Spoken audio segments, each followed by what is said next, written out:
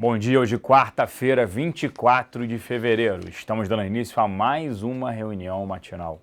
Por aqui, a Moody's acabou de rebaixar o Brasil. Apesar de atrasada em relação a outras agências, é óbvio que sim, faz preço. Uma parte disso já estava precificado no mercado, mas faz preço sim.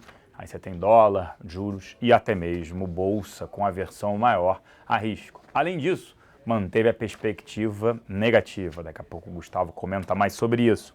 Novas provas podem agora também aqui no Brasil, podem ser incluídas em ação contra Dilma, projetos aprovados no Congresso e o panelaço, nunca antes visto na história desse país, né? As proporções foram enormes, não conseguia se ouvir o que o Lula estava falando, né? O ex-presidente Luiz Inácio Lula da Silva. Lá fora, novas preocupações em relação ao petróleo, né? Além disso, membros do Fed divergem em relação aos discursos. Bolsas operam em queda e o futuro por aqui não é diferente, acentua a queda com mais de 2% de queda.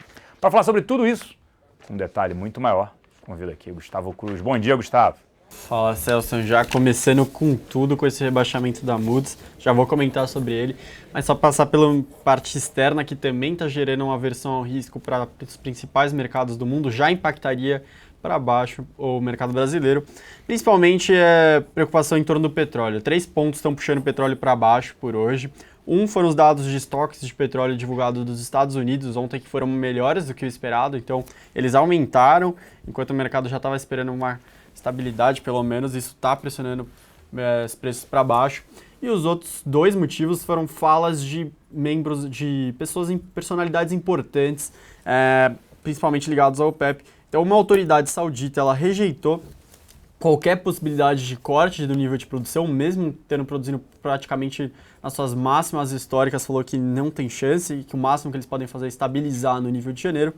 E o que está prejudicando ainda mais os preços de petróleo foi uma autoridade do Irã, o ministro do iraniano, que desdenhou totalmente de um plano de manter o nível de produção em janeiro. Então ele está criticando esse plano que está caminhando para se concluir até março, entre Rússia e Arábia Saudita, os membros da OPEP, de estabilizar nos níveis de janeiro por um torno de 3 a 4 meses. O Irã, que está podendo voltar agora ao mercado legal, eles estão criticando bastante essa possibilidade. Então isso está provocando principalmente as quedas das bolsas ao redor do mundo. A gente ainda destaca outros pontos para você no exterior, que foram principalmente as falas dos membros do Fed ontem.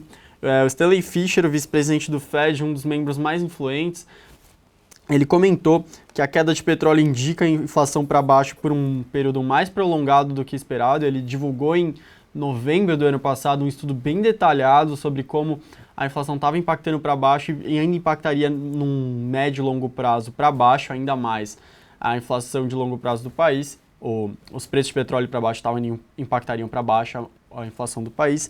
Então ele criticou ainda novamente, falando que essa nova queda nos preços de petróleo ainda trarão novas pressões para baixo da inflação, o que pode distanciar ainda mais a inflação do desejado no longo prazo. Por outro lado, a presidente do Fed, Kansas City, Esther, ela comentou que já acha que em março poderiam subir juros os membros do Fed, o que praticamente é algo mais difícil. O Fed não está sinalizando isso. O último discurso da Janet Yellen, presidente do Fed, foi de mais um sinal de mais paciência, analisar com calma. E também se o Stanley Fischer, que é um dos membros mais influentes, está falando na direção contrária, acho que o pensamento que está predominando por enquanto não é caminhar que nem o presidente do Fed, Kansas City, falou de elevar já em março. Indo para a parte doméstica, agora sim, infelizmente, a agência que faltava retirar o selo de bom pagador do país, a agência de classificação de risco Moody's, ela se juntou à Fitch e à S&P e rebaixou o Brasil. A diferença foi que ela já rebaixou em 2 níveis de uma vez só, então a gente foi de Baa3 para Ba2.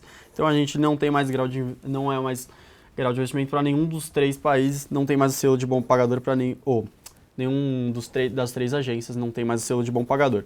O que a Moody's falou que é interessante ficar atento? Ela falou que acha que o Brasil o governo vai superar em 80% a dívida, 80% do PIB em 3 anos, então um período praticamente curto, o que é crítico.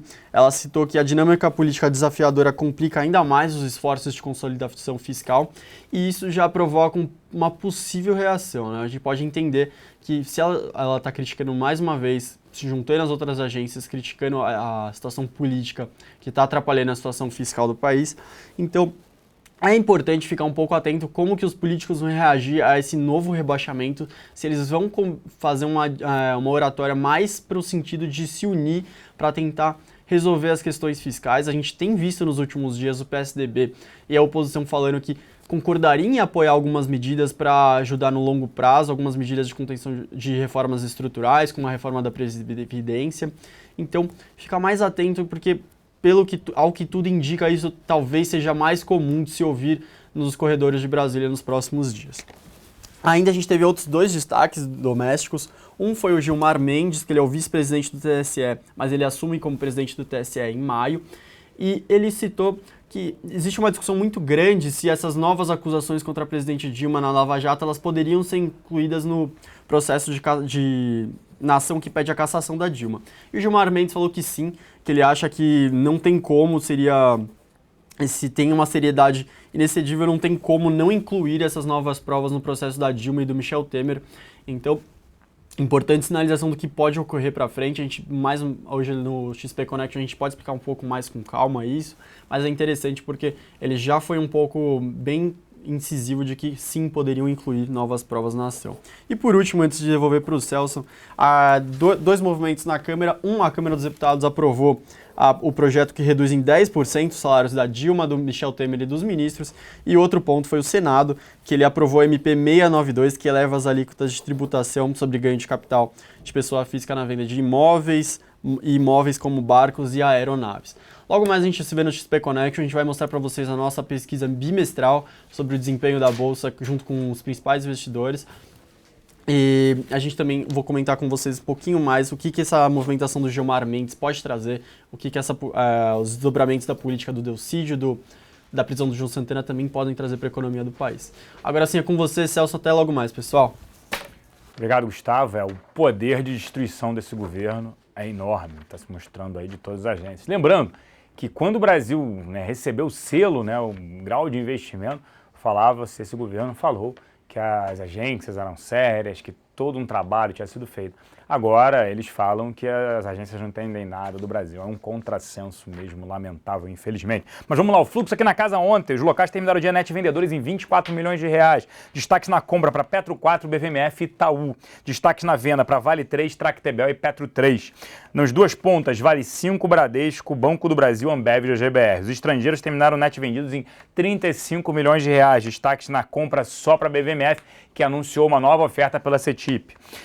Destaques na venda para Croton, Itaú, Bradesco, Ambev e Vivo. Nas 2 pontas, Vale 5, tanto Vale 5 quanto Vale 3, Braskem, Petro 3 e Fibria. Banco do Brasil, redução do payout de 40% para 25%. Payout não mais é o quanto ele vai distribuir do lucro dele. Então ele sai de 40% para 25%. Vai distribuir menos lucro num cenário que tem menos lucro, os resultados tendem a ser menores ainda. Então, para quem compra ação pensando em dividendos, que a ação caiu, não tem problema, eu vou receber os dividendos maiores, porque o dividend yield, não. Nesse caso, não. A hashtag só que não. Vai receber menos. A gente segue não recomendando, segue cético com o Banco do Brasil, segue não recomendando o banco, prefere no setor financeiro, setor bancário, Itaú e até um pouco de exposição a Bradesco. Petrobras, processo nos Estados Unidos e o pré-sal. Vale ficar de olho. Primeiro, uma empresa em Washington está movendo um processo após realizar um investimento de mais de 221 milhões de dólares na Petrobras, na Sete Brasil. E também, a discussão hoje pode ser votada no Senado, o que extingue a obrigatoriedade do modelo de partilha a Petrobras entrar com 30%. O que seria positivo para a Petrobras nesse sentido? Ela poderia vender os blocos que ela já possui, no mínimo 30%, que é a obrigatoriedade do pré-sal. A gente segue cético com ativo. BTG, segundo a informação do Valor, o banco deve acertar sua venda combinada de 51% na PAN Seguros e na PAN Corretora por um valor de 800 milhões, o banco querendo fazer caixa. No Uzi Minas segue o imbróglio entre Nippon e a Tequinte, que são os 2 controladores da companhia. Nippon quer efetuar um aumento de capital, a Techint é contra, então o cenário segue desafiador. A gente segue não recomendando até short no ativo. Vale destaque também para Via Varejo, mais um resultado decepcionante. Só para falar por grandes números, a receita caiu quase 15%, quarto trimestre de 2015 contra quarto trimestre de 2014. O EBITDA caiu 83,8%. O EBITDA veio 125, o mercado esperava 283. Olha a redução, é impressionante, reportado muito pior do que o esperado. Um prejuízo foi de 177 milhões. O mercado esperava um prejuízo de 35 milhões. A gente segue cético com o setor de varejo eletrônico, doméstico, principalmente Magazine Luiza e, é óbvio, Via Varejo, não recomendando exposição ao setor.